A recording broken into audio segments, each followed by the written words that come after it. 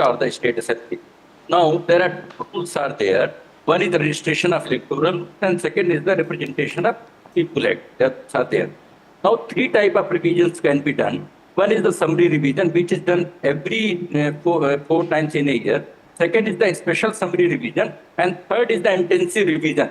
Now, let us understand that we are doing so many KYC checks. Like for mobile, we are doing the SIM card verification. For tenant, we are doing many verifications. For cyber fraud, we are doing the bank account KYC, other things. So these voter lists are the only document in India which gives rights of nationality, which reflects the nationality right. So for the health of democracy, such type of verification, such type of any intensive verification must be welcome. Now, Election Commission has to ensure only two things. First thing is that it should not be limited to Bihar. It has to be done in all the states, so that motive cannot be there that it is only done in the Bihar. Secondly, like Governor of Reserve Bank, which gives that, yes, I am duty bound to honor this rupee note encashment. In the same manner, Election Commission should issue a special helpline number so that none of the person should be deprived from the voting right, because everybody has the voting right. But secondly, Election Commission has to ensure. Now, three type of discrepancy will come after this verification. One is the duplicate voter list, because somebody is registered in Delhi and Bihar, both the places. So normally, ordinary place of living, they should be there. So right. those duplicate voter list should be there. Those who are died, they should be removed. And thirdly, those who are not Indian national should also be removed. I think this is the constitutional mandate for the Election Commission. You're making an important point. Nasir Hussain and Pradeep Bhandari, 30 seconds to each of you. Given that credibility of the process is at stake right now, what needs to be done? First Pradeep Bhandari and then last word to Nasir Hussain. Well, I don't think the credibility of the process is at stake. The political parties should appoint more and more booth level agents, and the Congress party earlier used to question the EVMs. They could not prove even in iota. Then it went ahead and questioned the judiciary. They could not prove in iota. Then they went forward and questioned the voter list. If the Congress has any credible evidence, they have the courts of the country to approach. But please note, the courts not even once has entertained a single petition by the opposition because they found there is no merit. We cannot attack our institutions just because we are losing elections. I think Nasir Hussain, last word to you. I think the BJP spokesperson forgets the judgment of Chandigarh High Court, where it was clearly said, it was not by any party, it was by an individual, where it clearly said that all proof should be given. Voter list and the CCTV camera should be made public if somebody files a petition. It is very clear in it. Supreme Court came heavily against the Election Commission and said that Supreme Court cannot behave like a mob. Already for they the have candidate. to be transparent and they have to come out with the voter list. And then what is more important is the questions that have been raised not only by Congress party but by other political parties also have not been answered convincingly. They have to take the opposition, especially the opposition parties, if possible, even the parties those who are there in power, they should have all. But how could the Congress win in Telangana and Karnataka with the same logic? Go ahead with these kinds of reviews. Leave this Today, the conversation here for why is he speaking in the middle? Mr. Hussain is having a defense mechanism because he knows you are losing Bihar elections. I didn't do that. That is the reality. This conversation you allow me to speak. If you close focus on it. If you want to speak, you speak separate. Thanks very much to all three of you for joining us. Go ahead, Vasudha. Completely out of time. Thank you both of you for joining us. Veera, you were saying something. No, with the conversation's done, we need to move across to another newsmaker this evening, Vasudha. MIM's Asaduddin Owaisi, in fact, addressed a press conference today. Veera, talking about the same thing. He joins us now for a quick chat. Thank you, Mr. Owaisi, for speaking to NDTV. You raised a lot of points against the SIR process. You have talked about the lack of birth certificates in Bihar, the timing of this exercise. But, sir, it is the opposition that raised questions on electoral rolls. And now the EC is only attempting what it calls the purification of the rolls. In fact, the EC says this is a process that's going on smoothly with the BLOs and volunteers, and not just will duplication be weeded out, but also the process will ensure that only Indian citizens will get to vote, which is something that the Constitution mandates. How do you look at this? See, first of all, you have used the word purification and only Indians should be there. Is the ECI saying that the 2024 Parliament election voter list was not pure? And if that is the case, then would the ECI allow all of us to file cases against the result of Bihar? Secondly, how can you say that in 2024 one has the right to vote, but not in 2025? That in itself is a grave violation of Article 14. You are creating two classes of voters. And for that, there should be some reasonable basis. That reasonable basis is not there. And fourthly, the Election Commission data published for 2024 Parliament elections say that 7,72,59,579 voters are there. Now the ECI is saying that 4.96 voters from 2003 would be automatically taken in. How can you stop the other voters? You see, when you allowed them to vote in 2024 Parliament elections, which brought in Mr. Narendra Modi as a Prime Minister third time. And the fourth most important point is that the civil registration system in Bihar clearly tells us that in 2000, the birth registration was only 3.7. In 2004, it was 11.5. In 2005, it was 16.9. And please juxtapose these figures with what the Election Commission has come up with now, that the electors born before 1/7/1987 have to provide place of birth. Now, second, the important point is the electors born between 1/7/87 to 2/12/2004 and electors born before 2/12/2004. Now, if this is the abysmal rate of registration of birth certificates, how do you expect that all names would be there? And last and important point is that BLOs have been given unbridled powers. If you go there for 2 or 3 times, that voter is not there. And please understand that many assembly constituencies in Bihar are majority are rural constituencies. So the BLO has the right to refer that particular voter to the ERO, AERO, and then they can refer him as suspected foreign national under Citizenship Act 1955. Now that will not only disenfranchise that Indian voter, but will also cause a huge loss of livelihood. Now these are all the issues, and why is the ECI Sir, even as you make those points vehemently, this process has happened in the past as well in 2003. In fact, the EC says it's ready for a dialogue, but it is the opposition that does not turn up.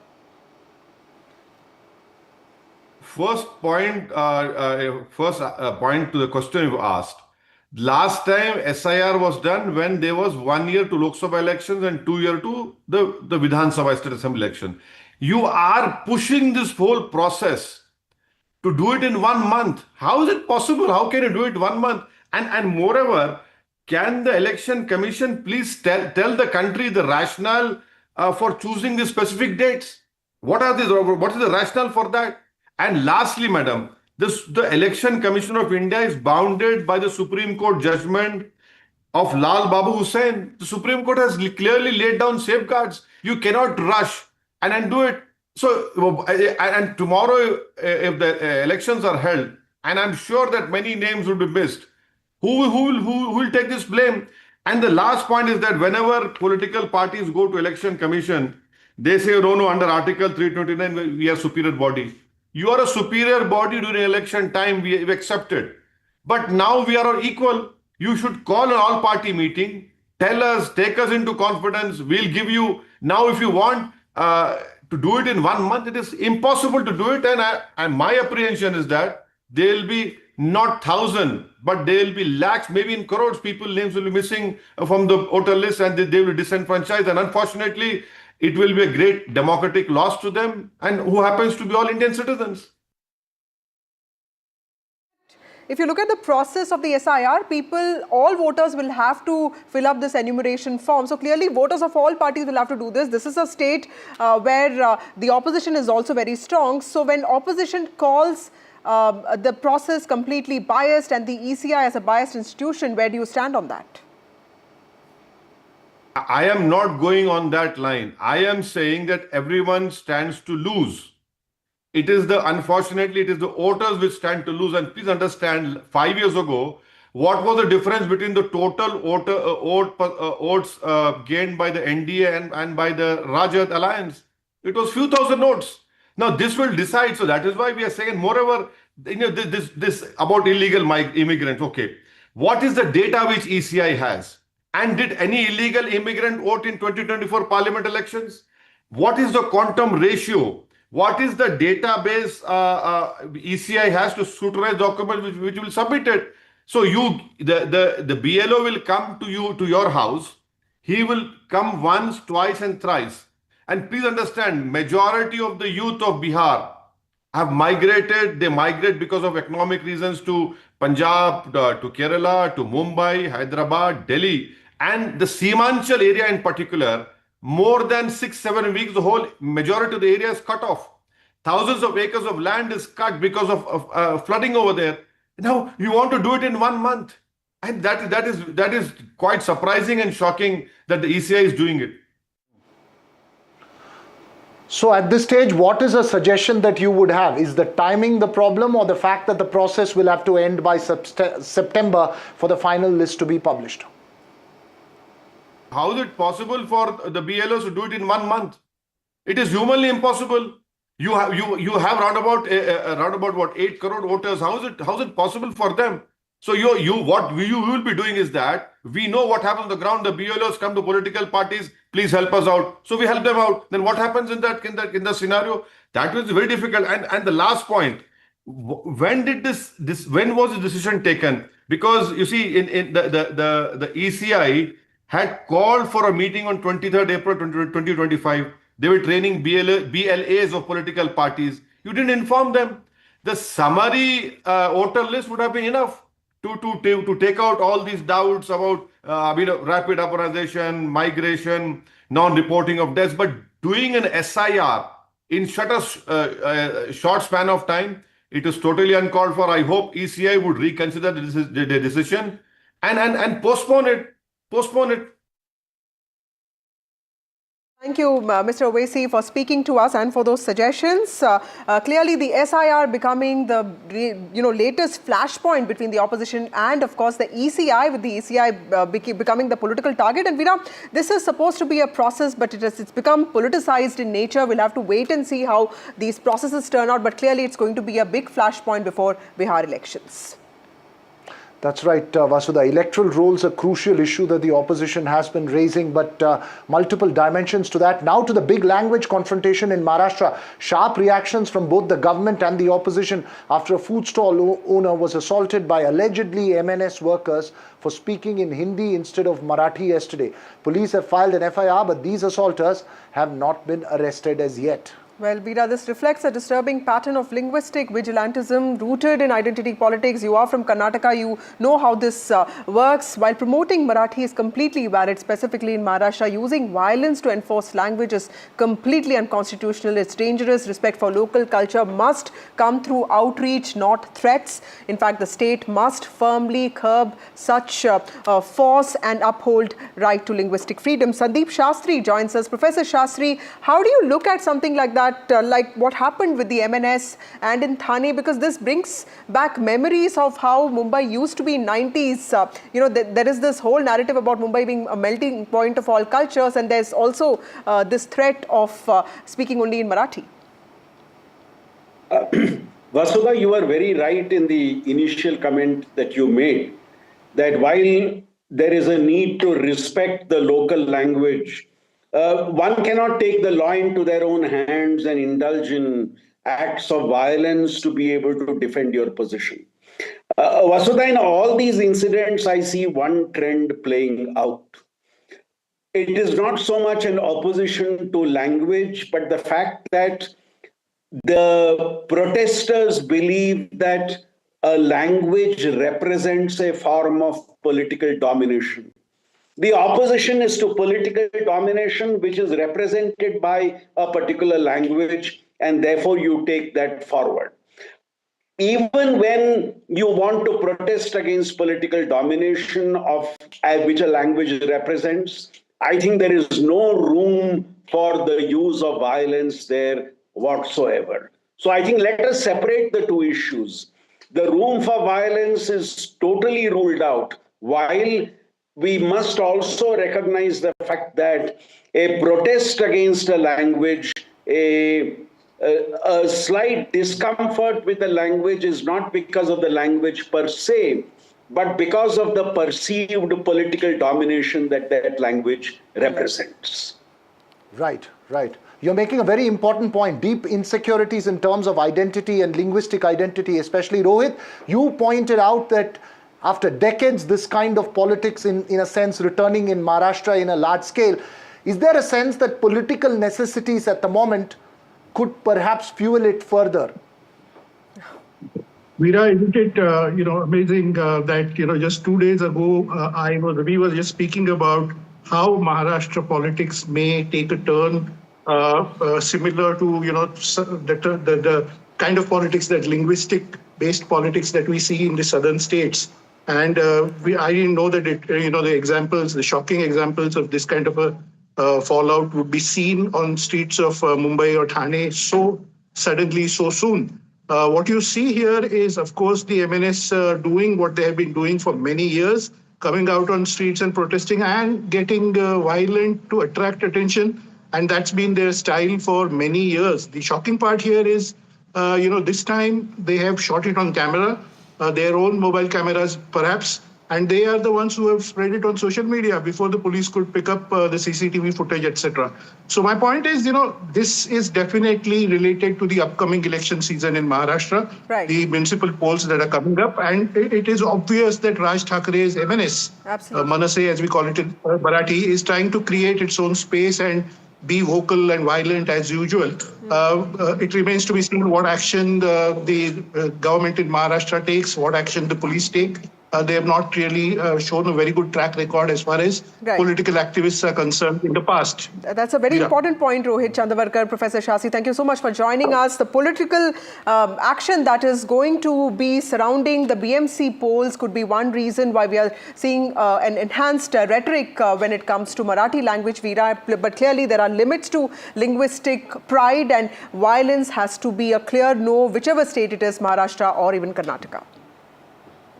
That's right, and that's all the time we have on the Southern View this evening. News and updates continue right here on NDTV. Thanks for watching.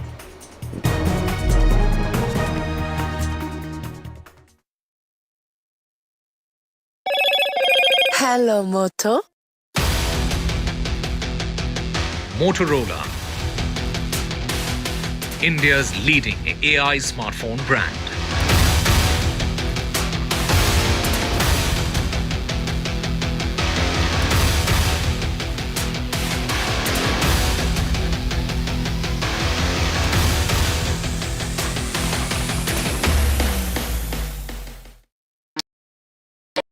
That's huge.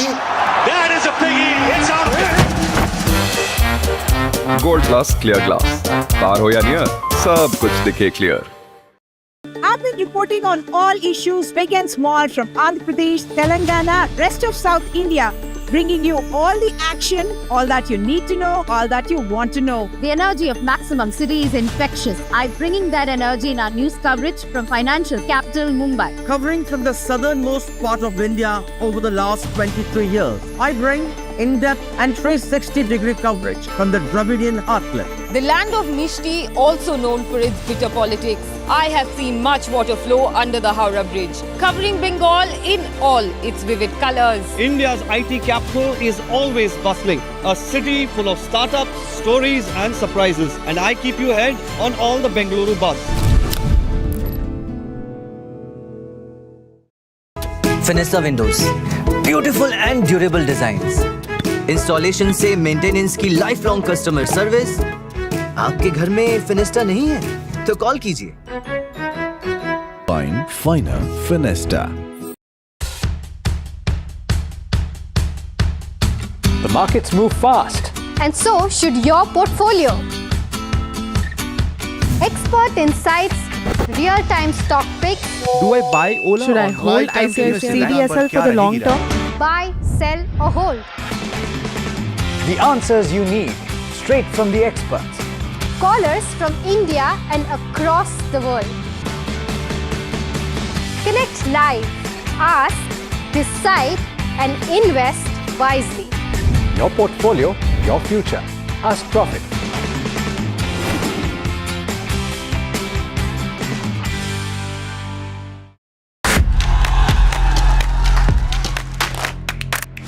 बदलाव की इच्छा रखने वाले लोग, उनको ये तय करना है कि वो जनसुराज जैसे नए विकल्प को चुनते हैं कि फिर पिटे पिटाए अपनी पूरी पुरानी व्यवस्था में जाना चाहते हैं। मैं चिराग पासवान पूरी तरीके से बिहार विधानसभा का चुनाव लड़ने के लिए तैयार हूँ और तत्पर। तेजस्वी जी मुख्यमंत्री बने हैं, हमारी पूरी सपोर्ट है उनको। हम किंग मेकर की भूमिका में रहना चाहते हैं। कि लोग घर से बाहर नहीं निकल पाते थे। प्रधानमंत्री जी को बताना चाहिए कि इनका जो बिहार में जो सरकार है 50% जो नीतीश जी की मंत्रिमंडल में जो लोग बैठे वो परिवारवादी लोग हैं। वो अपने आप को भी परिवारवादी बोले।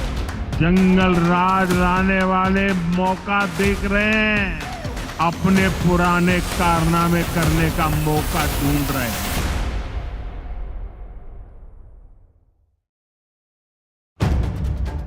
If it matters to you, if it matters to you, if it matters to you, it matters to India, it matters to India, and it matters to me, and it matters to me. India Matters with Shivaru, only on NDTV 24/7.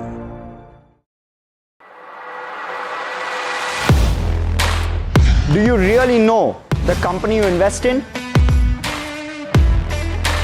What is the real picture behind presentations and claims? Is the outlook as rosy as the company claims? Know Your Company, powered by NDTV Profit Research, shines a light on the biggest stock market movers.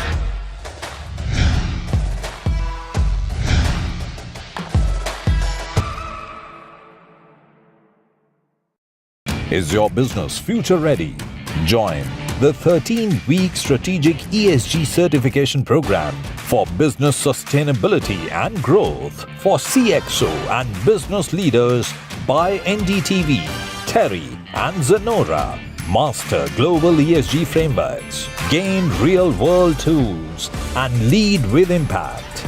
Starts July 13th. Enroll now and power your business with sustainability.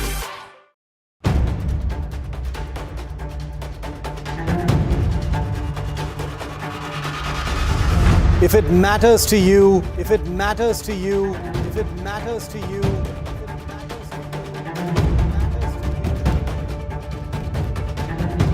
it matters to India, it matters to India, it matters to India, and it matters to me, and it matters to me.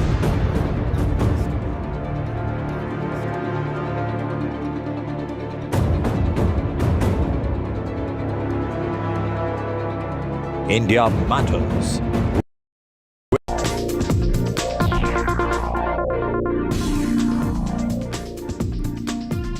Good evening and a very warm welcome to India Matters on Wednesday night. On the show tonight, I'm going to be dwelling on something that I know you, the viewer, and I have in common.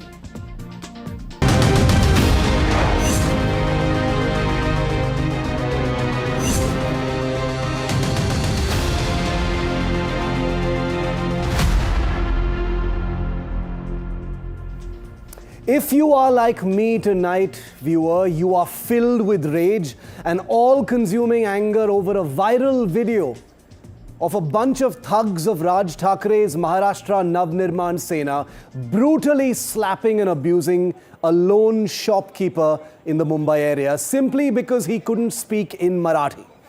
This one video has triggered something bigger. It has reminded me, and hopefully you, of a disgusting reality of this country, VIP culture, and the misuse of that power. The assault on that old shopkeeper is only representative of just how common this is in our country. It is not in the least an isolated incident. There are several cases just this week and just last month. An NHAI official named Anchan Jindal, as we speak, is fighting for his life in a Shimla hospital after allegedly being assaulted by a Himachal minister from the Congress named Anirudh Singh. No action has been taken against him beyond an FIR. Just days ago, the thugs of BJP Madhya Pradesh MLA Rajiv Singh assaulted and injured a passenger on a Vande Bharat train because he refused to switch seats with the VIP. In Odisha's capital, goons connected to BJP leader Jagannath Pradhan brutally assaulted a municipal corporator. All of it captured in this terrifying video of the officer being dragged and kicked in the face. In Tamil Nadu's Sivaganga, a 29-year-old temple guard was beaten to death by policemen drunk on power and an appetite for violence. People in Karnataka are routinely assaulted over language by politically protected Kannada groups. On NDTV tonight, we declare a national war on VIP thugs of any kind. We cannot any longer normalize this kind of violence and explain it away as circumstantial or political. NDTV will lead the way and pursue each of these cases to logical conclusion. Let VIP thugs of all hues hear India's message loud and clear tonight. Because be taught the lesson of their lives. And NDTV will not hesitate to name and shame Raj Thackeray's goons tonight, viewer. The 5 cowards who got together to thrash an elderly shopkeeper named Babulal Chaudhary for saying he couldn't speak Marathi. Let me name them so that their names are loud and clear, so that their families, their friends and their shameless employers see this loud and clear and make no mistake. Pramod Nilekar is the accused, the first to slap. Then we have coward number 2, Akshay Salvi. He's the second to slap the shopkeeper. Then please say hello to cowardly thug number 3, Karan Kandagire, the third man to slap shopkeeper Babulal. Then comes Sachin Salunkhe, and finally Amol Patil. 5 of a total of 7 accused from the Maharashtra Navnirman Sena. None of these 5 would ever dare attack anyone alone. You and I both know that, because that is the very nature of a bully, a coward. They attack in packs. They can never do anything alone. For far too long, VIP violence by Maharashtra's political thugs against common citizens has been normalized by an ecosystem of disgusting desperation to play the identity card. In the face of this VIP thuggery, this is my promise to you tonight as I take their names. We will not rest until Pramod Nilekar, Akshay Salvi, Karan Kandangire, Sachin Salunkhe and Amol Patil, the 5 shameless brutes of Raj Thackeray's cowardly outfit, are arrested and taught a legal lesson they will never forget.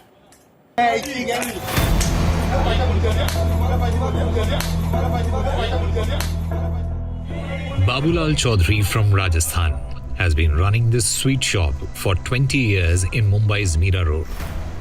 But the night of 29 June will stay with him as a bitter memory.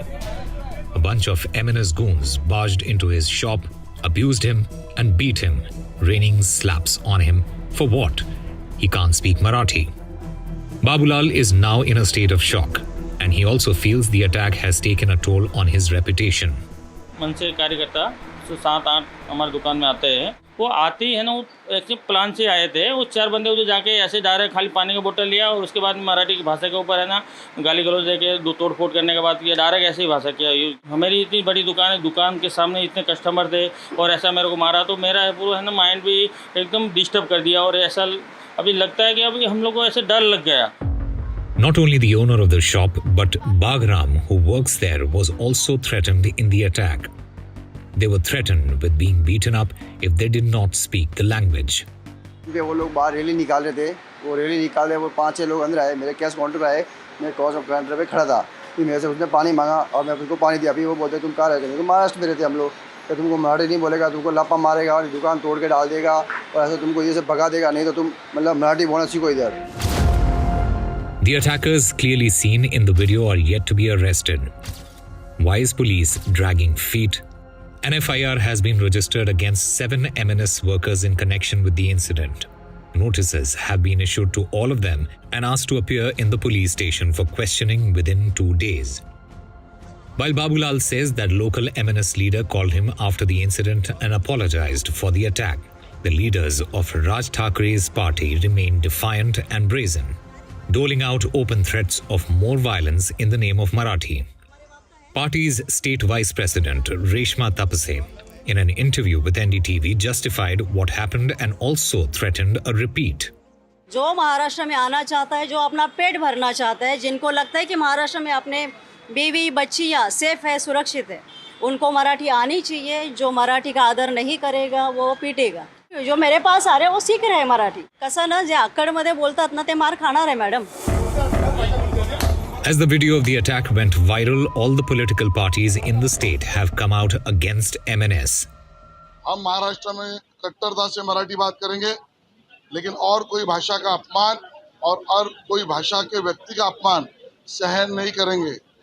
कोई भी कानून हाथ में ले ये सरकार मान्य नहीं करती. आप किसी को मार नहीं सकते, आप गुंडागर्दी नहीं कर सकते. उस व्यक्ति को अगर बताना है कि तुझे मराठी आनी चाहिए, सीखनी चाहिए, तो आप शांति से उसको बताओ. आप अगर संविधान को हाथ में लेते हो, मारा पीटी करते हो, तो अच्छी चीज नहीं है. हमें जिस राज्य में रोजी रोटी मिलती वहाँ की भाषा आनी चाहिए, लेकिन भाषा नहीं आ रही इसकी वजह से कोई मार रहा है तो इसका हम समर्थन नहीं करते. पुलिस उस पर कार्रवाई करेगी, कानून व्यवस्था पुलिस के हाथ में है. जो लोग महाराष्ट्र में आते हैं उनका स्वागत है, उनको रोजी रोटी यहाँ मिलती है, तो उन्होंने यहाँ की संस्कृति और यहाँ की मराठी भाषा दोनों का सम्मान करना चाहिए. लेकिन मारपीट कर यह हासिल नहीं होगा. यह हासिल तो प्यार मोहब्बत से सबको गले लगाकर सबको अपना मानकर ही होगा. तो मारधाड़ के पक्ष में तो कांग्रेस कभी थी नहीं और कभी रहेगी भी नहीं. The incident has created fear in the minds of common people. The question is, will respect to the Marathi language come through fear and violence? Language is a mirror of culture. But will the respect of language now be decided with sticks? What has happened in Mira Road is not just an incident. It is a reflection of the tension that is being dissolved in the city's fizza. From Mira Road with video journalist Praveen G. Rohit, this is Sujata Dwivedi reporting for NDTV. And NDTV's Sujata Dwivedi is the only reporter that has pulled out the names of those 5 goons of the MNS, has had the guts to actually question the powers that be, including the MNS and the BJP Sarkar in Maharashtra. And that makes us the only network that's asking the difficult questions. Joining me live now, Reshma Tapase of the Maharashtra Navnirman Sena. She's Vice President Roads and Infrastructure of the MNS, and Vishwas Pathak, spokesperson of the BJP, which is the ruling party. Reshma ji, मैं आपसे शुरू करूँगा. ये जो 5 लोग हैं आपके party के, जो एक दुकानदार जिसका नाम है बाबूलाल चौधरी, उस पर हमला किया, थप्पड़ मारा, उसको गाली दिया, क्या ये आप इसको सपोर्ट करते हैं? ये जो एक्शंस हैं आप इसको सपोर्ट करते हैं? क्या है ना, आपको नमस्ते. सबसे पहले नमस्ते.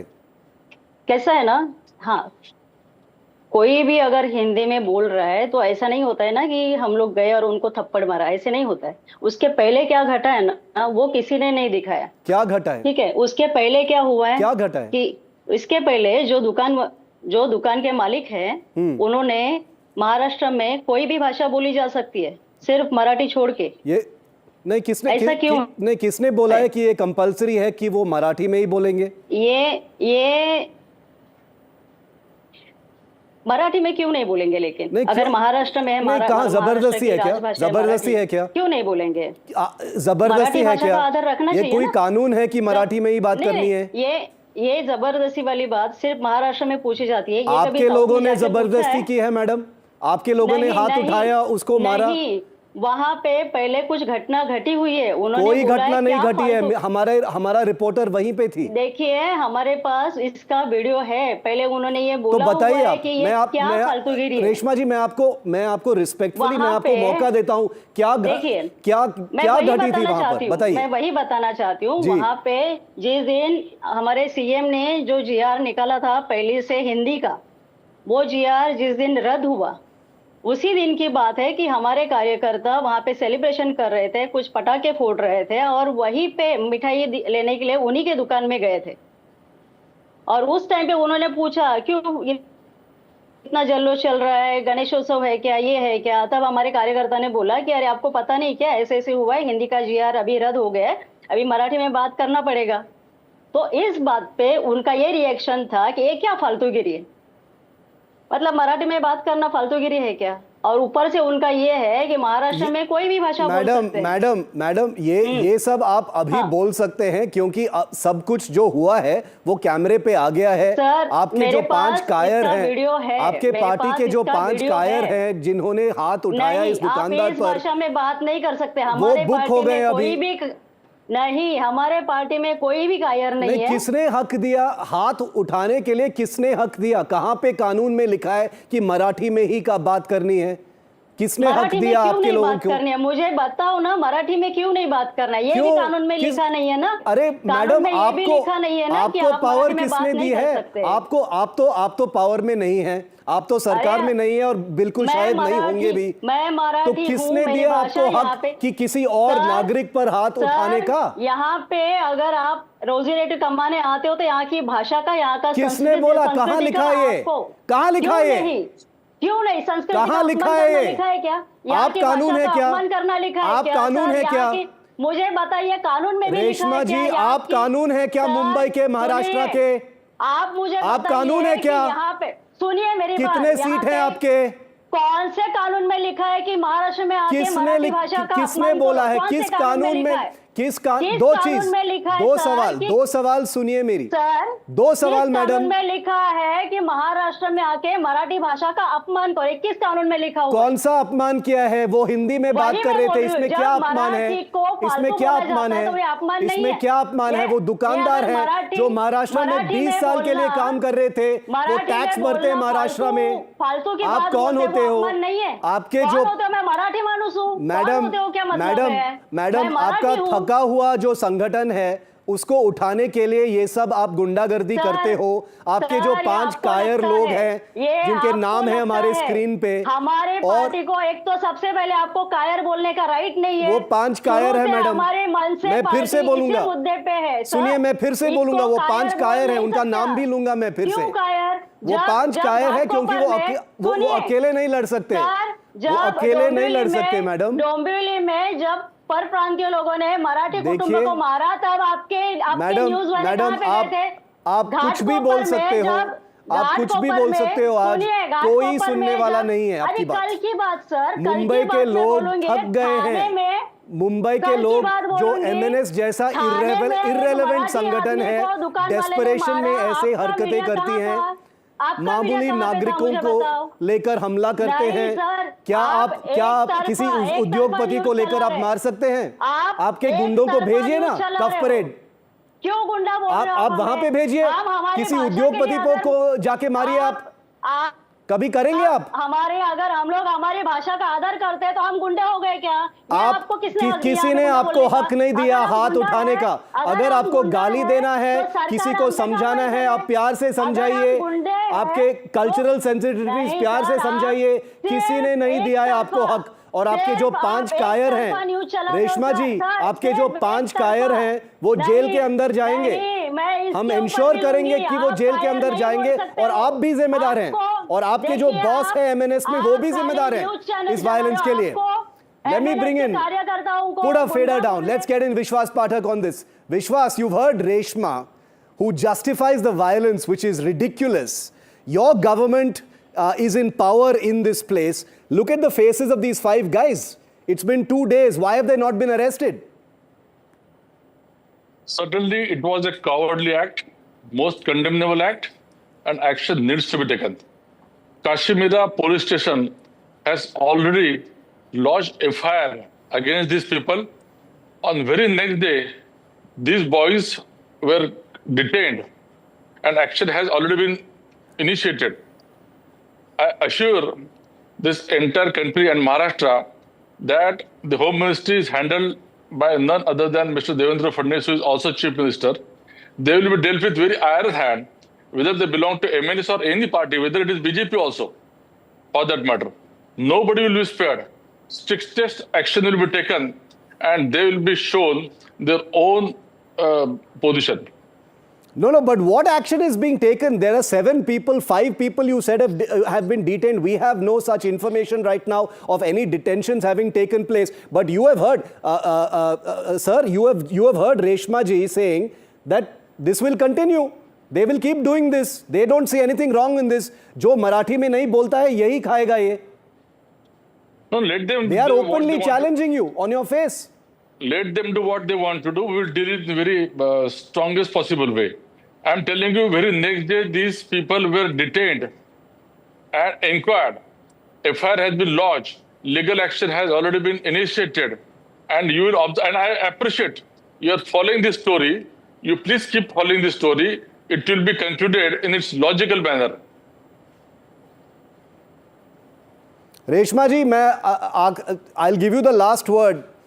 क्या आप जो बाबूलाल चौधरी हैं, जो ये दुकानदार हैं, उनके परिवार को क्या आप उनसे माफी मांगेंगे for assaulting him in that way? Or are you going to justify the violence? Reshma जी, क्यों माफी मांगना है? एक तो सबसे पहली बात, आप मुद्दे को I want you to expose yourself. So please. मैं आपको ये बोल रही हूँ कि मराठी भाषा का सम्मान जो नहीं करेगा, अगर वो मार खाएगा, जो मराठी में नहीं बोलेगा मार खाएगा. मराठी भाषा का आदर. अरे मैडम, 10 साल से यही करते आए हैं आप, और आपका संगठन का कुछ नहीं हुआ है चुनाव में. लोगों ने एमएनएस को रिजेक्ट कर दिया है मैडम. लोगों ने एमएनएस को रिजेक्ट कर दिया मैडम. ये हरकतें चलते नहीं है. आप कुछ नया सोचो. अब लोगों ने रिजेक्ट किया या नहीं किया वो बात की बात है, लेकिन रिजेक्ट किया है बीजेपी गवर्नमेंट. आप एक पॉलिटिकल संगठन है मैडम. आज बीजेपी आपका और क्या मकसद हो सकता है? चुनाव जीतने का है ना. आज डर गई है, ये सीधा दिख रहा है हमें. ये सीधा दिख रहा है. ये जो बीजेपी गवर्नमेंट है, जो उनको रद्द करना पड़ा, इसकी वजह से I am out of time on this debate. मैं सिर्फ ये बोलना चाहता हूँ, बड़ा मुद्दा कर रहे हैं. रेशमा तपसे and all the other people from the MNS, let it be very clear that this is not a party specific issue. This can be any party. The truth of the matter is the cowardice and the facilitation of violence in the name of identity politics in Maharashtra, people are tired of it and they will never tolerate it anymore.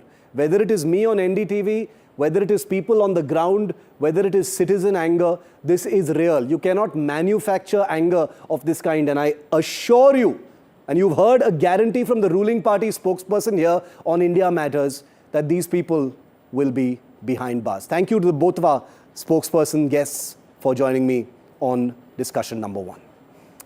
But India versus VIP thugs is a story that never ends in this country. From Maharashtra, let's move now to Himachal Pradesh, where action has not been taken against a serving minister of the Congress government there. This is the guy. His name is Anirudh Singh, and he faces an FIR with a large number of sections against him for assaulting an officer of the National Highways Authority of India.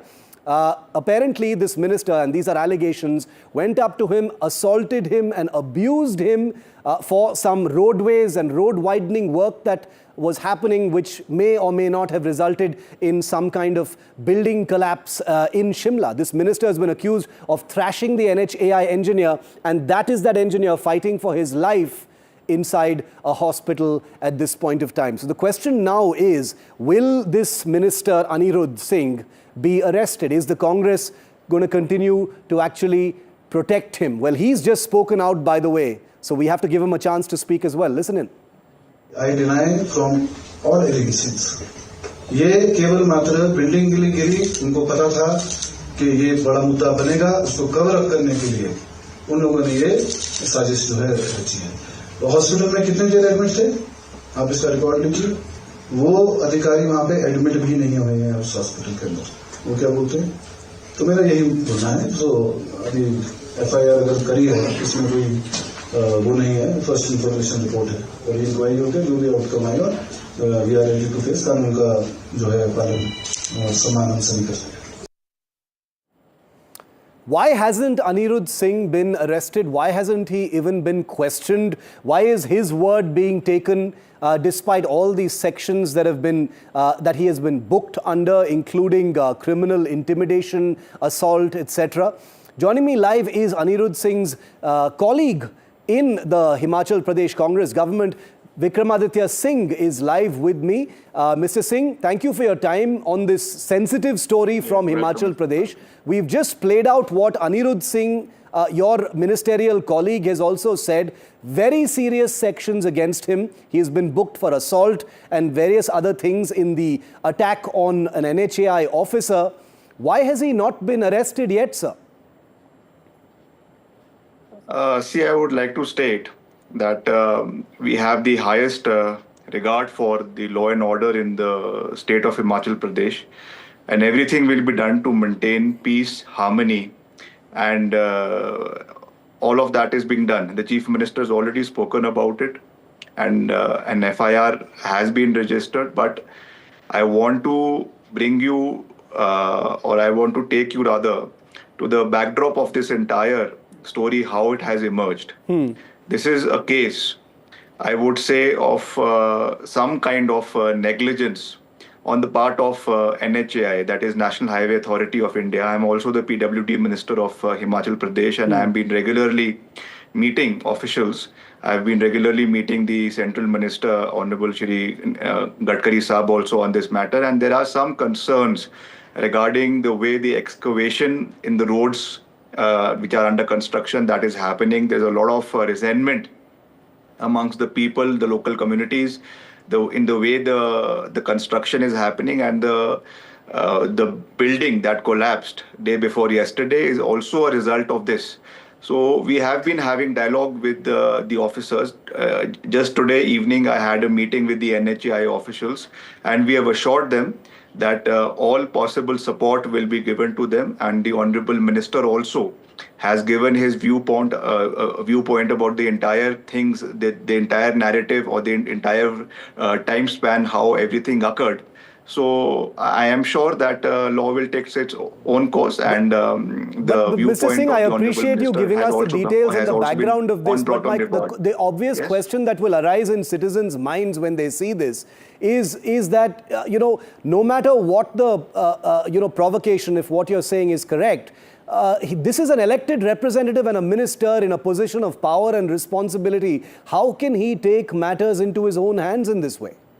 See, I would not like to get into the specifics, but yes, there are some allegations, and the Honorable Minister has replied very categorically on all of the issues. So the Honorable Chief Minister has taken cognizance of the matter, so I would not like to elaborate on it.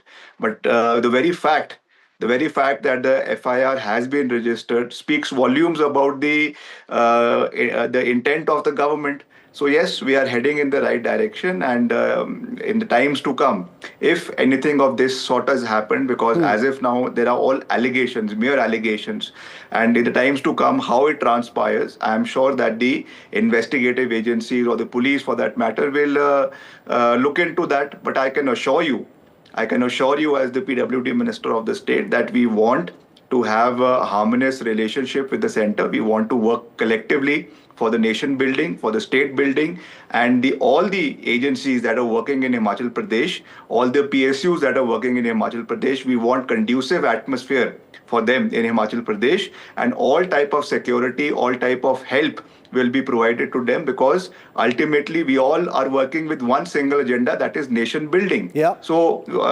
my viewpoint on that is very clear.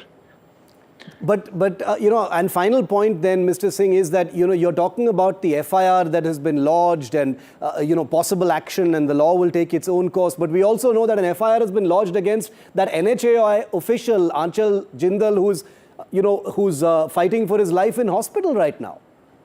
So it seems like this is a very unequal kind of fight taking place in Shimla. No, see, as I said, these are allegations and counter allegations, so I would not like to get into the specifics.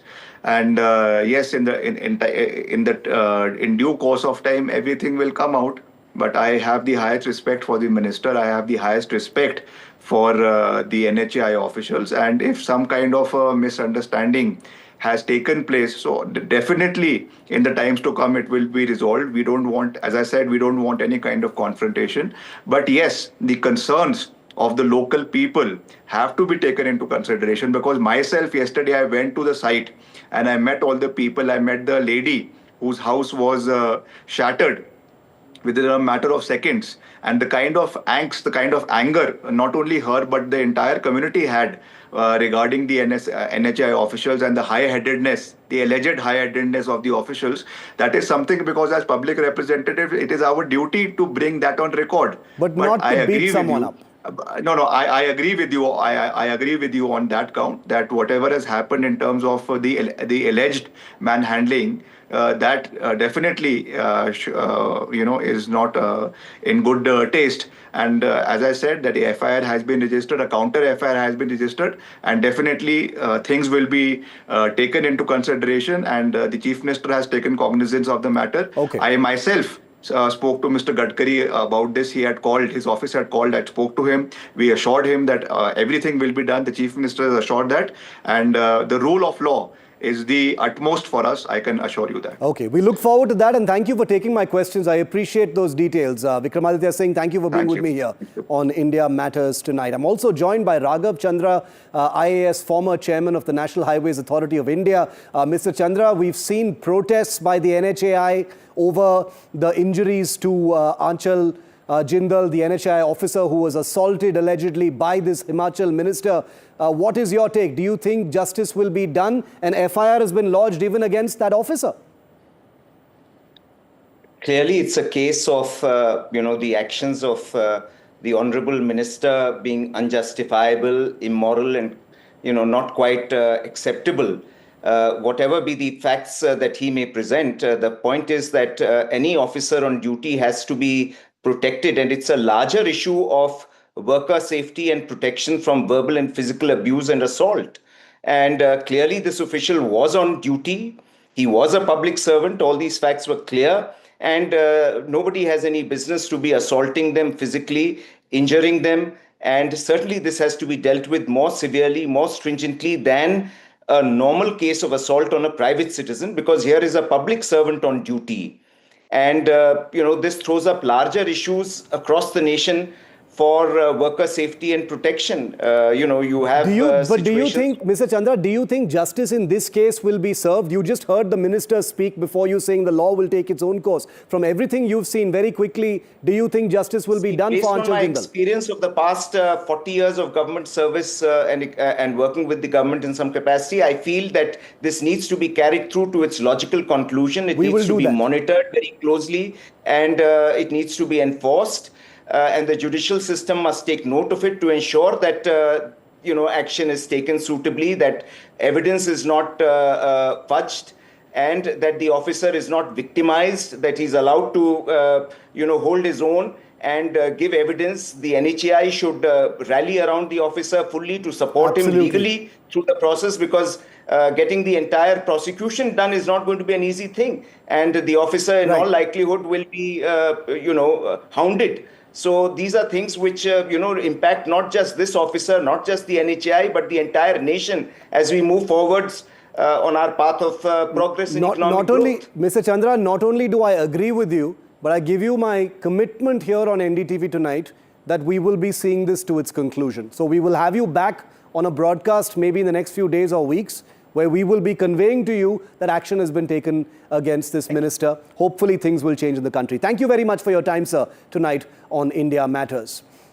Okay, we've just received word that Prime Minister Modi, on his 5-nation tour, his longest tour in the last 10 years, has just arrived in the capital city of Ghana in Africa. These are pictures coming in of the Prime Minister arriving in Accra. That's the capital city of Ghana. There's a large Indian diaspora in Ghana. This is a big diplomatic boost. India is going to be setting up biotechnology hubs in some of these countries. And this is a historic visit to this West African nation. It's the first visit for an Indian Prime Minister in 25 years, we're told, to Ghana. This is a strategic outreach as well. This is Prime Minister Modi with his counterpart in Ghana.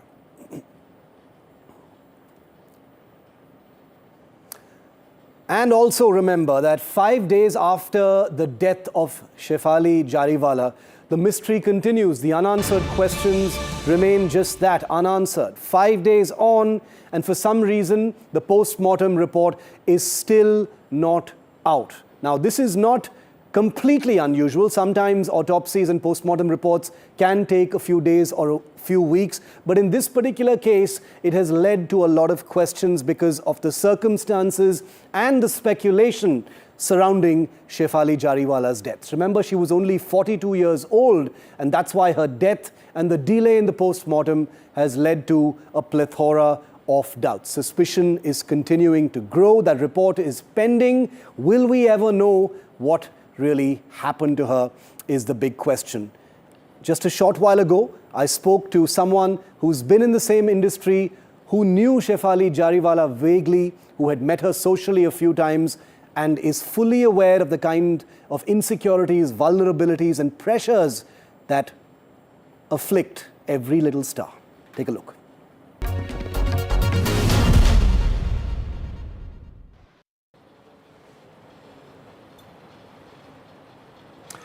It's been a few days since the death of reality TV and actor star Shefali Jariwala, and there are still so many unanswered questions.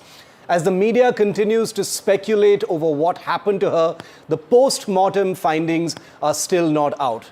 In that vacuum of information are many things that are being said about what may or may not have contributed to 42-year-old Shefali Jariwala's death. Joining me today is someone who sort of knew Shefali, but someone who is definitely in the industry, someone who is under the same lights, someone who has seen the industry from the inside out and knows a thing or two about what those pressures can really look like. It is my privilege, and I'm very happy to have with me Gul Panag. Thank you, Gul, for your time, and I wish, as I always do, that these were under better circumstances and we were talking about happier things because you are doing so much with your life and there are so many lovely things to speak about. But I did want to start by asking you about your thoughts on the death of Shefali Jariwala. To begin with, it was shocking, Shiv, right? One doesn't expect to read on social media, which is where we consume news now, about the tragic passing of somebody who's just 4 years younger than me. Yeah. So I'm 46 and she's 42. She was 42. I think it's deeply unsettling. And then you take a step back and you realize this societal pressure, this definition of beauty, this idealization of beauty. So beauty has always been, has been idolized. Yeah. But of late, what we're seeing is a institutional, AI-driven definition of it. We are being taught of a version of beauty which has an algorithmic fix to it, and then it's being sold back to us as the norm. And that's happening in the entire ecosystem, that everything that we consume visually has beauty being packaged to us in a manner that's scientifically, algorithmically defined, and that's being sold to us as normal. Because Shefali Jariwala was very big on social media. I know you don't visit social media very much, and that I'll come to that in just a bit, but Shefali was immersed in social media, Gul. But I want to start by also asking you, you knew her vaguely. There was an overlap in terms of your presence in the industry as well. What can you tell us about her? Did you know her? I think maybe 2 or 3 interactions in a place where she was there and I was there, and a nod of recognition and a hello, hi. Yeah. But I would not be able to at any point say I knew her. Yeah. It's how you know of somebody in the industry and somebody knows of you. And to that extent is what I could say, that I did know her. And I have to admit, I did not know she was a huge presence on social media because I don't consume so much of it. Yeah, I mean, there are a couple of things in common which I'd like to explore as well, because we do know you as someone who stands very strongly about, with living naturally, with being fit, exercise and things like that, which I will come to, because there are all these other layers that have also come into play. But Shefali Jariwala's death has left this vacuum of information. Right now, we're grappling with things like glutathione and anti-aging injections and, skin lightening therapies. And, because the person is not there to speak about them or to confirm or deny these things, there is obviously a sense of deep media voyeurism to private details of someone's life. But are these realities of what young stars face in this industry? This huge pressure to look young, stay young, lighten your skin and things like that? Absolutely. I think we're chasing quick fixes. and when I say we, I mean as a society, of which the media industry tends to be a microcosm. Yeah. We're chasing quick fixes over resilience.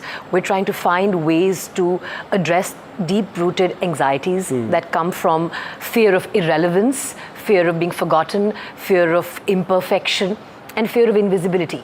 Essentially, it's those, and that's what triggers the anti-aging industry to come after us. I mean, the anti-aging industry has weaponized those fears and brought that to you as multiple solutions to be chosen from. I mean, just look at it. Today, there's more regulation in terms of what you can put inside your mouth and consume compared to what you can inject your face with. It's a completely unregulated gray area. There's this gray area where it's the intersection of tech, of aesthetics, of pharma and well-being, which is completely unregulated. You have medical procedures and medical advice and medical grade interventions being practiced by non-medical professionals.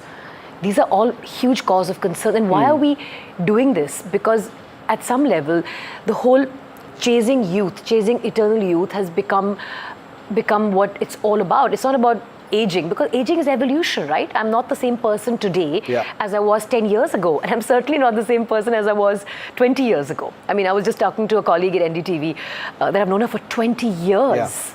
Now, for me, that's an incredible evolution. I don't think the 20-year younger Gul would be having this conversation in the manner I'm having this conversation. True, So there's an evolution. So aging is evolution, and you can either choose to embrace that evolution or try and fight it by preserving yourself in a time capsule. Today, everybody is looking like the same airbrushed version of each other.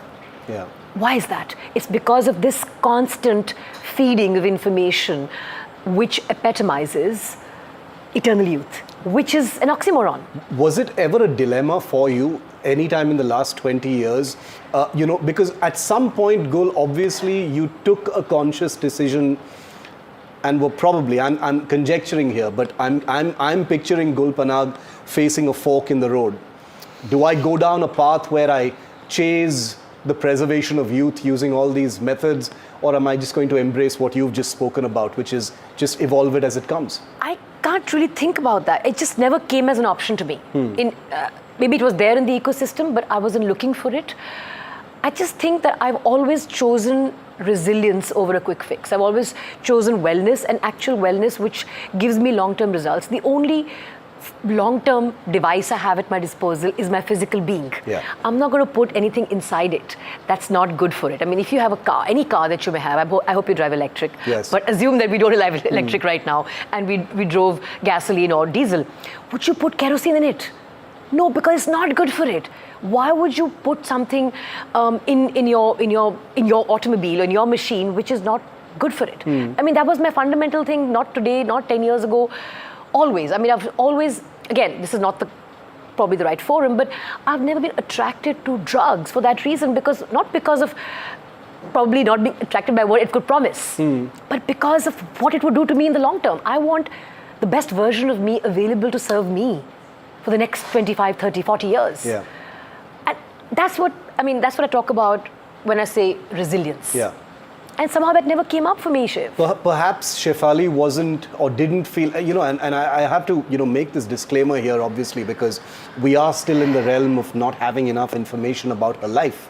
And I constantly need to remind ourselves that, she isn't here to, correct or verify some of the things being said about her. But perhaps someone like a Shefali may not have felt empowered enough to, avoid some of the things that you're saying you were never attracted towards. Is that the reason I'm asking that is that what industrial pressure really is about? I think that's very incisive. We all surround ourselves inadvertently by people who speak like us, talk like us, think like us. So when you're young, and Shefali has been around for over 20 years as well, I remember I did a dance class once for fitness, but not to pursue dancing, where we used to dance to that song. Yeah, Kanta Laga. Kanta Laga, absolutely. I mean, it was a rage. So what I'm trying to say is that we tend to surround ourselves as human beings by people who are like us or think like us. And over time, even if we're not like them, we become like them. So the company you keep is really important. And because, as you rightly said, the ecosystem pushes for eternal youth, the ecosystem pushes for being this assembly line version of yourself which looks like everybody else. I think it's worrying, and it's not just worrying because the industry is doing it. Today you have 20-year-olds, 30-year-olds, 20-year-olds, forget 30-year-olds, 20-year-olds opting for all kinds of things, fillers, Botox, Ozempic, peptide. I mean, the kind of stuff is today's social currency. It's not a wellness alternative. I mean, these are things that are being practiced, again, medical grade interventions that a lot of people are self-inflicting on themselves. I don't want to say, I mean, it is infliction, right? They're choosing, people are without realizing, choosing self-erasure over self-preservation. Our most basal instinct in the world is self-preservation. We are being robbed of that instinct of ours in favor of self-erasure. I mean, look at what we're doing to ourselves. Why? You know, which brings me to my next question, which is that, you know, someone like a Shefali Jariwala, who is well known, she has a big following, you know, like you said, she's been in the industry for a long time. You know, one would have imagined that she wouldn't have perhaps been under the same sorts of pressures as someone who's just gotten into the industry, who's more vulnerable to those pulls and pressures. And there are reports saying that she was self-administering some of these injections and anti-aging treatments as well. What does that tell us? I think it goes back to what you originally said, the pressure of the ecosystem. And the ecosystem is not just limited to your own ecosystem of the entertainment industry. It's now social media, and it's followers, and it's people who are expecting you to be a version of yourself that probably doesn't exist anymore. I get a lot of comments on the limited time that I do check into social media every now and then. Oh, looking old. And I'm like, yeah, what are you expecting? But I think that has become an anathema to people, which is where our ability to think for ourselves is being robbed. Like I said before, this whole fear of aging is being weaponized by the anti-aging industry. The fear of aging, which actually is, you know, if you look deeper, it's deep-rooted anxiety about will we be relevant? And she suffered from anxiety as well, she says. We all do, right? To some degree or the other. It's normal. I'd hate to sort of flip this back to you on live television, but it's challenging for you to be in the position you are today. A lot rests on your shoulders, and that surely would cause anxiety. So we all have versions of anxiety. Now imagine on the existing versions of anxiety that every human being has, you've added the further pressure of something which is simply not possible. What is eternal youth? What is it? And I think that mirage that's being chased by everyone, including, it's not just women, they're men as well. And there's also this, I want to step away for a second. There's also people who are demonstrating thought leadership. I remember a picture of Hrithik's that went viral when someone really complimented him on his physique for a recent film. And he said, look, I don't look like this all the time. Here's me earlier. Now, Instagram or social media or whatever your poison is, it packages a version of yourself that you don't really adhere to yourself. I mean, the greatest athlete of all times, if you were to look at aesthetic bodybuilding or body competitions, Arnold Schwarzenegger, he did not maintain peak form beyond performance season, beyond competing season. Nobody is able to do that.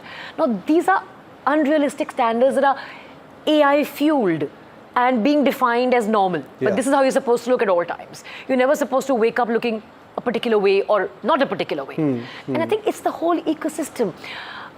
I don't know what was going on, but also this business of wanting to always take a picture and put it out there for consumption. Why? Always. I mean, there's a certain pressure of relevance, of just making sure that you're not forgotten, which is normal for everybody.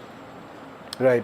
But to the extent that everything that you do must be must constantly be broadcasted. I don't know. I mean, how did you take that decision to get out of that ecosystem, or not constantly be surrounded by people who can have that kind of pressure on you? Does it also come down to having a better support system, which perhaps someone like a Shefali did not? We don't know that for sure, but I'm just wondering. I really can't speak for her, or in fact for anybody else, but I had gotten sucked into a Twitter ecosystem about 7, 8, 9 years ago, where how I felt about my day would depend on the kind of interaction I had, or whether I had the last word. I was all the time on Twitter, all the time. It was a great high to be able to exercise that kind of influence and just say what you wanted to say. And then I sort of realized I transitioned to Instagram, which is a more visual medium, but it took me some time to realize that this is not what I want to be defined by, because it was coming in the way of me being the most authentic version of myself. As stepping into public life, for me, came in the way of being my most authentic version of myself, because having belonged to a party for some time, I realized that I was filtered in terms of what I could say. I was not being the most authentic version of who I was. And I took certain decisions with respect to how I conducted my public life. And that also made me step back from Twitter and now X to a large extent, unless I really have something to say. And then also I make sure I try and say it with a degree of nuance. And not just be sensational for the sake of being sensational, which again is a self-feeding mechanism, because you want to say something which is sensational to get virality, but then prepare for what comes with the virality. Do you find yourself largely avoiding social media more and more, or are you still plugged in? I am plugged in to the extent that I want to check in the news as far as X is concerned. I do follow you, of course, and you keep following me and unfollowing me for some reason. I don't know why. I follow you, come on. So, no, I think at one time I was trying to DM you and I couldn't. But anyway, what I was trying to come at was, my brother introduced me to this app late last year, which regulates your time on social media. It's a third-party app, and you can choose which apps you want to lock down, for want of a better word. And I regulate the kind of regulation that should be happening to the kind of stuff that we can inject into our faces, which is not happening. It's like a hard stop. I have that very highly regulated time. So you can decide your time, and I put certain apps off for certain durations, and if I want to open them, the workaround is really long and hard. I don't let the app lock itself, because the app really doesn't want you to lock itself. I mean, the app taking out front page ads as to why it's safe for 15-year-olds, why it's safe for 12-year-olds. It definitely doesn't want you to regulate your screen time. But it's not screen time, it's what it's feeding you. I would find my anxiety levels going up.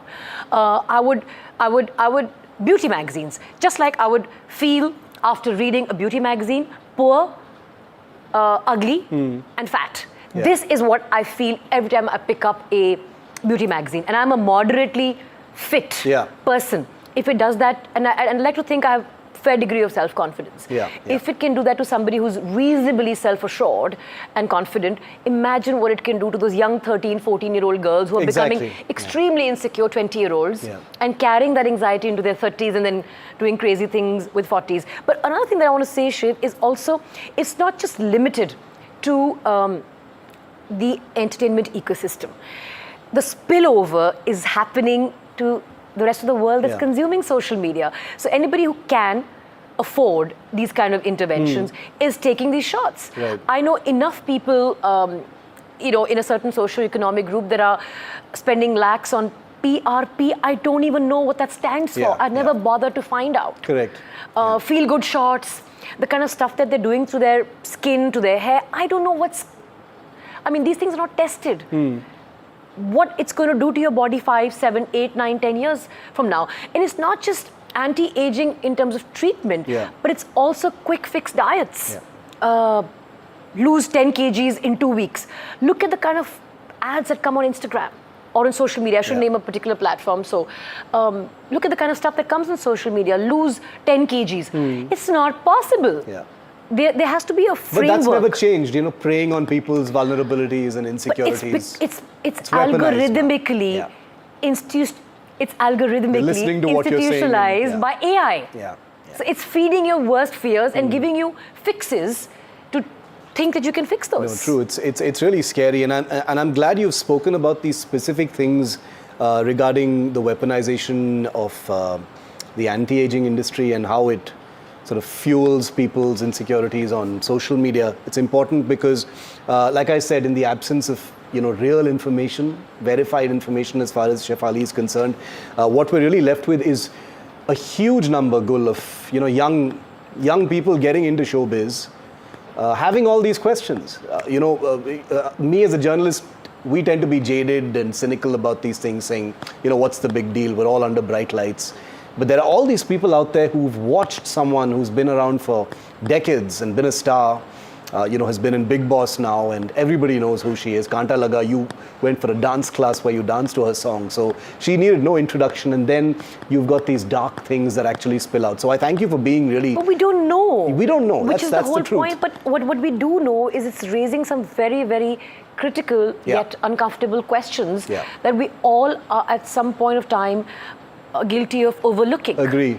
We all fear irrelevance, we all fear imperfection, and we all fear becoming invisible. Yes. And I think that is what's being preyed upon. Yeah. I wanted to end this interview by stepping away from the Shefali story, Gul, because most of us know you to be a person who's not just an actor, but you're also a pilot. You're married to a pilot as well. So again, this is one of the tragedies of our time, the Air India crash that happened recently. And I did want to put this question to you. On the pilots themselves, in the initial days after the tragedy, we did see so much being said about pilot error and, were the pilots tired? Were they trained enough? All these irresponsible things went viral immediately after. How did that make you feel? I know you're a pilot, so that's why I'm asking. Being one, I just fly. I'm a hobby pilot. I fly every other month, and I'm just rated to fly 2-3 small little aircraft. Yeah. But few things are sacrosanct across the aircraft you fly. Whether you fly the fancy B-2 bomber, that's what it is. Beautiful aircraft, or you fly a 152, 172 Cessna. There are certain things that go on in a pilot's mind when you're taking off. And engine failure at takeoff is something which is a memory item, and how to address that is also something that you're drilled. It's drilled into your head from the time that you go to flying school. IFATO, engine failure is a verbal call out that you do to yourself, even when you're alone in the aircraft, if you follow instructions and you've been trained well. Now, whether engines failed, did they not fail, all of that will be revealed once the final report is out. But the fact that two critical things stand out. One, that he made a mayday call, which means he assessed in the short span of time that he really felt the aircraft sinking. He assessed, he troubleshot whatever he could in that period, because your engine failure, assuming that's what it is, or it could be, or whatever it is takeoff is a critical time. And then he has assessed and realized that the aircraft is not in his control, and he's made that mayday call. So it demonstrates complete and total coherence. So he hadn't sort of given into panic and yielded and say, whatever. Very true, yeah. And so for me, and for all of the people that I am in touch with by virtue of belonging to an aviation ecosystem, is that's a very critical thing. And the sad thing is, till more is revealed, I suspect, and tragically so, and my gut instinct says that it'll eventually come down to, it'll be made to look like, or maybe put down as pilot error. And that's what every pilot fears, because they're not there to defend themselves.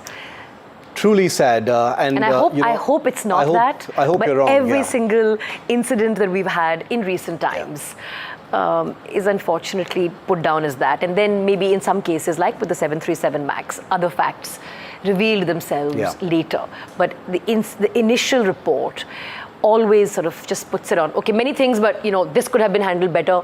Even if there were failures and they could be attributable to other things, there will be a pilot aspect. There will be a pilot error aspect as a contributing factor, which will always happen. And it's unfortunate. But having said that, given how advanced the machines are today, it is really the only variable, because the machine can literally fly itself. The 787 was a semi-fly-by-wire aircraft.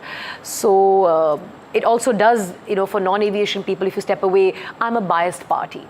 I am not exactly, how shall I say, neutral in this subject, right? All I'll say is that if you also step back and look back a little bit, there is an element that, the human element is the only variable really in the bigger picture.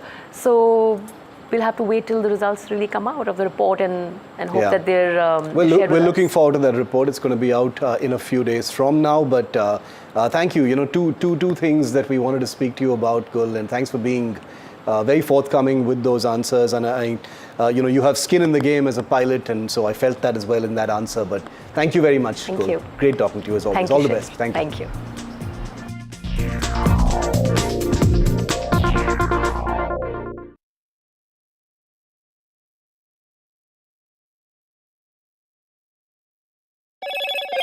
Hello, Moto.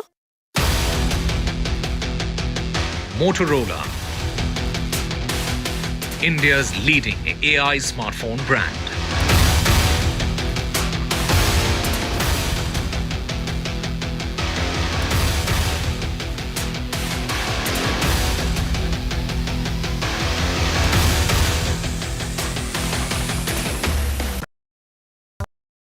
फिनिस्टा windows, beautiful and durable designs, installation से maintenance की life long customer service. आपके घर में फिनिस्टा नहीं है तो call कीजिए। Find Finer Finesta. If it matters to you, if it matters to you, if it matters to you, it matters to India. It matters to India. And it matters to me. And it matters to me. India Matters with Shivaru. Only on NDTV 24/7. Fenesta windows, beautiful and durable designs, installation से maintenance की life long customer service. आपके घर में फिनिस्टा नहीं है तो call कीजिए। Find Finer Finesta. The markets move fast. And so should your portfolio. Expert insights, real-time stock picks. Do I buy Ola? Should I hold CDSL for the long term? Buy, sell or hold. The answers you need, straight from the experts. Callers from India and across the world. Connect live, ask, decide and invest wisely. Your portfolio, your future. Ask Profit.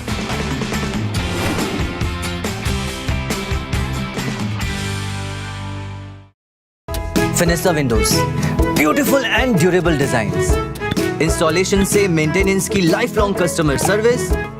आपके घर में फिनिस्टा नहीं है तो call कीजिए। Find Finer Finesta. Is your business future ready? Join the 13-week strategic ESG certification program for business sustainability and growth for CXO and business leaders by NDTV, Terry and Zenora. Master global ESG frameworks, gain real-world tools and lead with impact. Starts July 13th. Enroll now and power your business with sustainability. तू ही तो है जिसकी सच्चाई वाली clarity की वजह से मैं आज यहाँ हूँ। गोल्ड प्लस सिल्वॉक्सी मिरर्स, ऐसी क्लैरिटी कि आपको सिर्फ सच नजर आए, चाहे कितने भी साल बीत जाएं।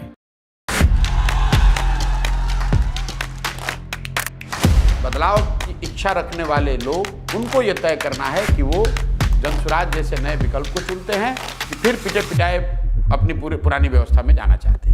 मैं चिराग पासवान पूरी तरीके से बिहार विधानसभा का चुनाव लड़ने के लिए तैयार हूँ। तत्पर तेजस्वी जी मुख्यमंत्री बने हैं, हमारी पूरी सपोर्ट है उनको। हम किंग मेकर की भूमिका में रहना चाहते हैं। ये लोग घर से बाहर नहीं निकल पाते थे। प्रधानमंत्री जी को बताना चाहिए कि इनका जो बिहार में जो सरकार है 50।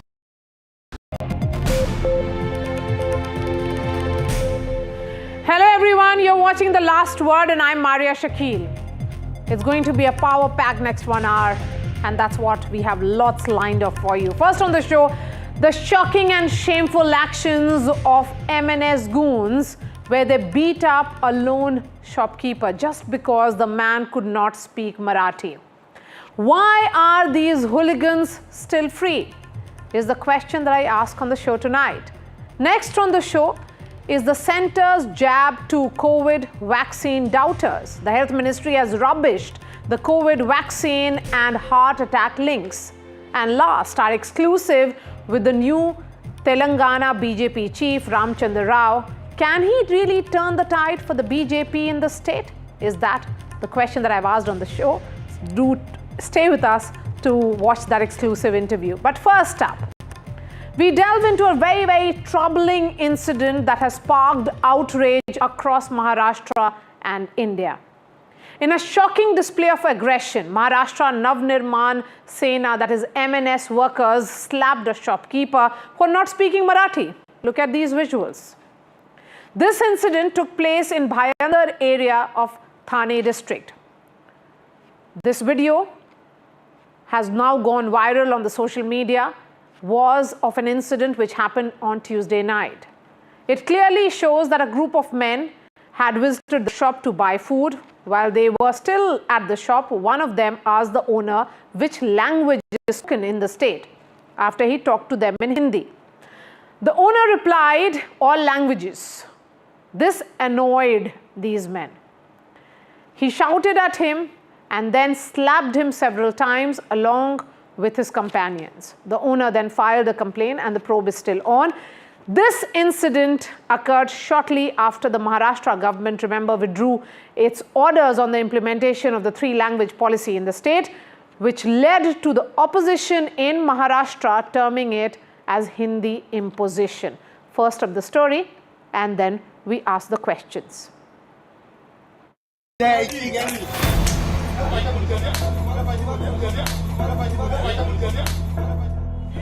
Babulal Chaudhary from Rajasthan has been running this sweet shop for 20 years in Mumbai's Mira Road.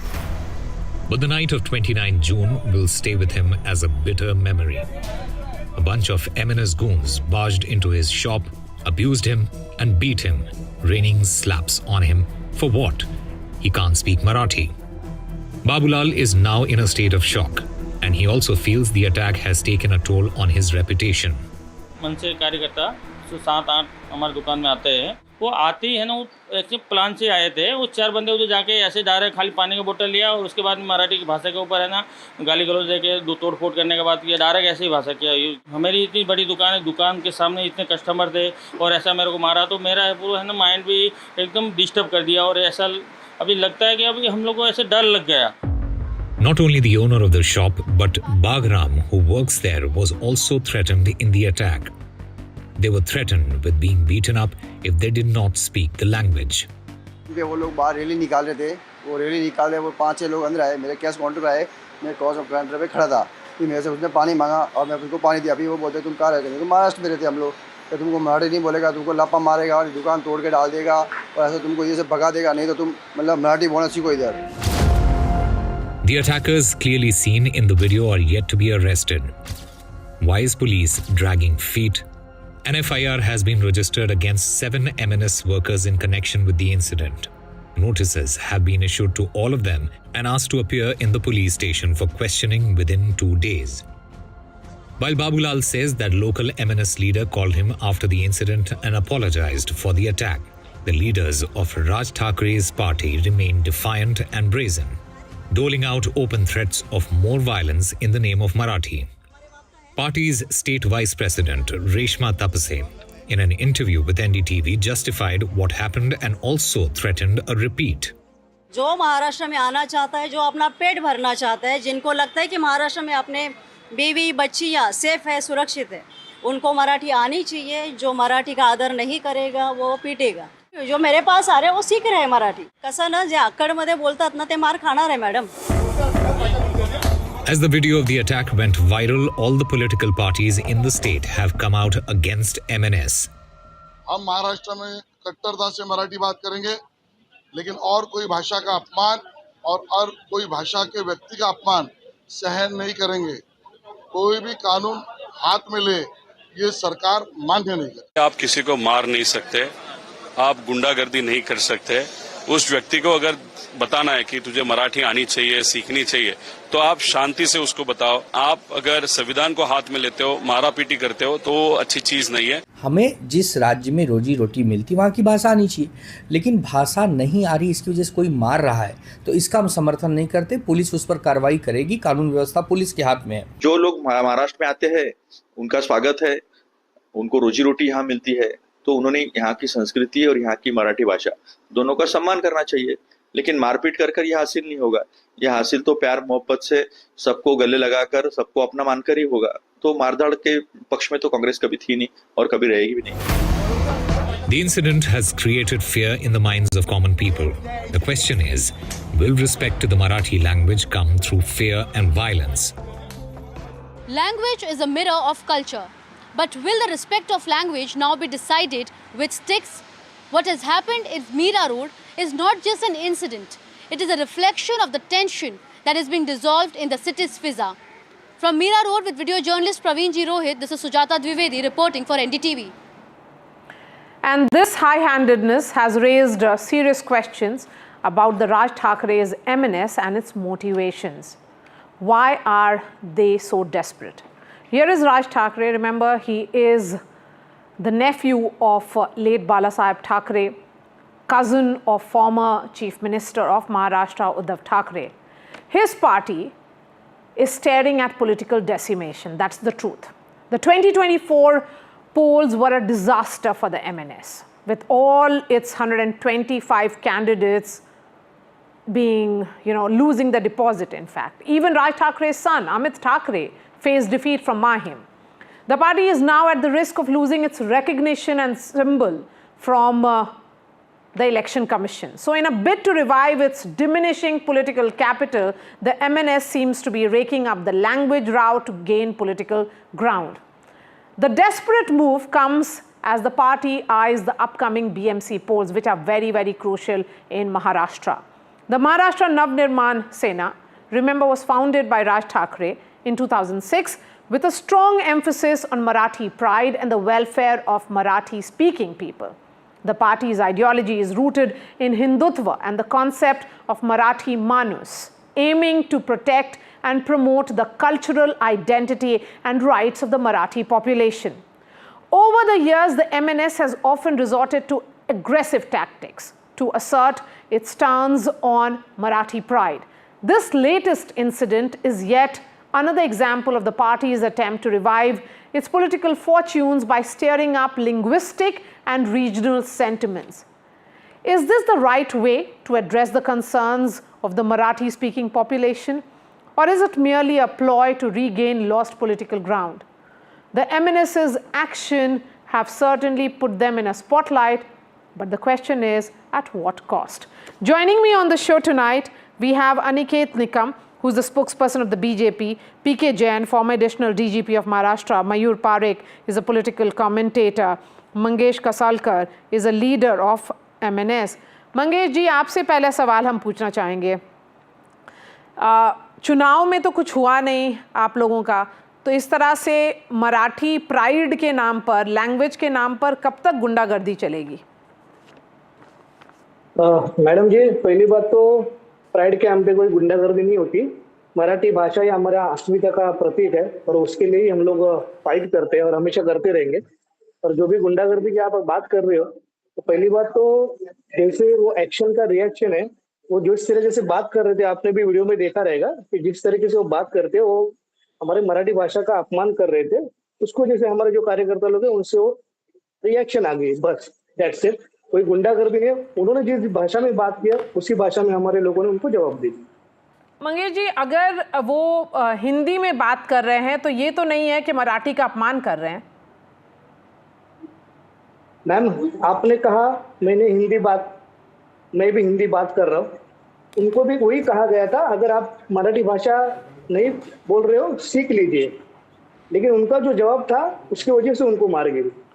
आपने मुझे कहा, मैंने हिंदी बात की, हिंदी से कोई एतराज नहीं, लेकिन अगर हमारी मराठी भाषा उसका सम्मान भी करना चाहिए, वो भी जरूरी बात है, जो भी संविधान में लिखा है। आप उन महाशय का दुकान देख लीजिएगा, उनके दुकान के ऊपर सभी जो मुंबई महानगर पालिका का जो हमारा मीरा भाईंदर का भी जो महानगर पालिका उसका जो नियम है उसकी वजह से वो मराठी में भी लिखना चाहिए था, वो भी उनकी दुकान के ऊपर नहीं था। तो ये तो अपमान हुआ ना मराठी भाषा का। पार्टी ने अभी तक इन लोगों के खिलाफ एक्शन क्यों नहीं लिया है, ये सवाल है आपसे। इस बारे में किस तरह से किसी को भी मारना पीटना सही है? किसी को भी नहीं मारा, जिन्होंने मराठी का अपमान किया उनको किया है। इनको मराठी का सम्मान कैसा करना चाहिए वो सीख दी है, उसमें पार्टी का कोई इसमें नहीं है। जो मराठी भाषा का अपमान करेगा उसको मराठी भाषा का सम्मान कैसा करना चाहिए। Not the first, perhaps won't be the last, but this kind of hooliganism seems to be very, very commonplace in the name of linguistic identity and pride. And MNS in particular and Shiv Sena in the state seem to be getting away with it time and again. Good evening, Maria. Thank you very much for having me here. Yes,